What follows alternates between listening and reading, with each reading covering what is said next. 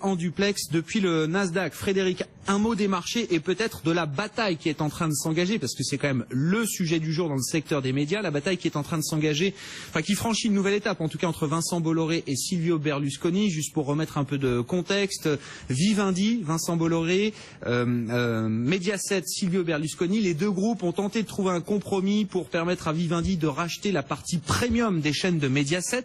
Mediaset Premium, aucun compromis n'a été trouvé. Et depuis, il y a de l'eau dans le gaz entre les deux hommes, entre les deux groupes, tant et si bien que Vivendi est monté au capital à hauteur de 3%. Évidemment, une prise de participation qui n'était pas du tout sollicitée par Silvio Berlusconi et son groupe Mediaset. Et on apprend, il y a quelques instants maintenant, que Silvio Berlusconi, à travers sa holding de participation Fininvest, porte plainte contre Vivendi pour manipulation de cours. Bref, ça va très vite dans ce dossier. Sur quoi est-ce qu'on peut s'appuyer aujourd'hui? Est-ce qu'il y a des éléments stratégiques du côté de chez Vivendi? Est-ce que c'est une guerre, une bataille d'hommes et d'ego? Comment est-ce que vous regardez les choses, Frédéric? Les deux, alors dans le contexte, on a eu un protocole d'accord qui avait été signé en avril 2016 et Vivendi avait dénoncé ce protocole d'accord, considérant que la situation de Mediaset Premium n'était pas celle qui avait été annoncée au préalable. Donc c'est vrai qu'à partir du moment où on a eu cette dénonciation de contrat, le titre avait fortement chuté. Il y a un vrai décrochage au mois d'avril. Il valait 4 € et on est tombé quelques mois après quasiment à 2 €. Donc c'est vrai que pour le coup, Vincent Bolloré et Vivendi bénéficient de la chute importante du titre et c'est cette situation que dénonce aujourd'hui M. Berlusconi en portant plainte contre la société. Donc il y a une volonté quand même, on le sait depuis pas mal de temps, pour Vivendi de trouver du contenu. Contenant, c'est même histoire même pour Gameloft. On cherche aujourd'hui à avoir Canal+, C8, donc ça c'est le fil de diffusion, mais il va falloir remplir ce fil de diffusion avec du contenu. C'est également le cas avec Mediaset. Donc il y a une vraie stratégie qu'on retrouve un peu la stratégie de Monsieur Messier il y a maintenant une vingtaine d'années, quasiment une vingtaine d'années, donc de vouloir faire de Vivendi un pôle média incorporé, ça pourra même s'étendre jusqu'à Havas. Donc il y a une stratégie qui est en train de se mettre en place, mais franchement qui est extrêmement coûteuse et qui pourrait être extrêmement coûteuse à l'avenir.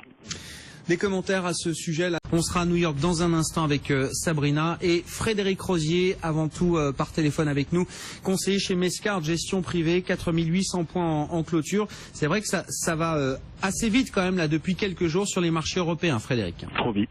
Peut-être trop vite. Donc il va falloir à un moment donné qu'on calme un petit peu et qu'on fasse une sorte de zone d'accumulation. Et je pense que cette zone, on pourrait la toucher et on pourrait la constituer à partir de la Fed, où il n'y aura pas d'énormes surprises honnêtement sur le discours, peut-être tempérer la hausse récente des taux longs. Mais voilà, il y a clairement un seuil technique important vers les 4850 et je pense qu'on va peut-être échouer demain aux alentours de cette zone. D'accord. Il y avait tout à l'heure un intervenant à l'antenne là qui disait les investisseurs ont vécu 2016 juste pour ce moment. L'année a été tellement compliquée, tellement lourde, tellement chargée en émotions.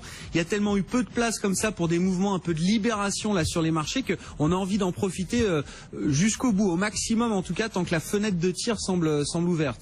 Si on fait une synthèse, 70 ou 80% de l'année, on l'a passé entre 4300 et 4600 points. Ouais. Donc les bandes étaient assez restreintes. Ceci étant dit, on a eu des rotations sectorielles très violentes, à l'instar de ce qui s'est passé depuis le mois de novembre, entre les bancaires qui sont un peu globalement à +1, +25 et les foncières qui sont à -20. Il y a quand même eu pour le coup un mouvement relativement important. Donc là, effectivement, tout le monde en profite, mais ça devrait quand même se calmer à mon avis d'ici demain. Ouais, c'est vrai que tout le monde en profite aujourd'hui. Alors on parlait du secteur bancaire, mais on voit les foncières aussi là qui respirent un petit peu puisqu'on a des taux qui se détendent sur le marché obligataire.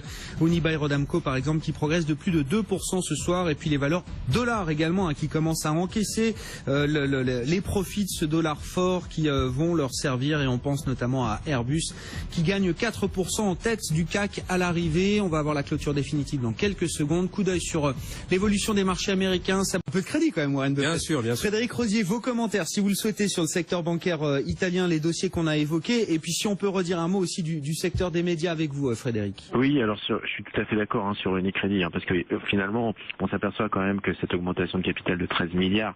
Il y a quand même une charge exceptionnelle de 12 milliards. Il y a des créances douteuses qui sont quand même relativement importantes. On est dans une situation d'incertitude politique. Vous allez me dire, c'est un peu partout en Europe, mais une incertitude politique relativement importante, avec un ratio dette sur PIB de 133%, avec des taux italiens qui sont quand même relativement élevés. Donc c'est vrai que injecter de l'argent dans une banque italienne aujourd'hui, c'est prendre quand même un risque. Je suis pas sûr que la Société Générale, par exemple, puisqu'on parlait d'Unicredit, souhaite le faire.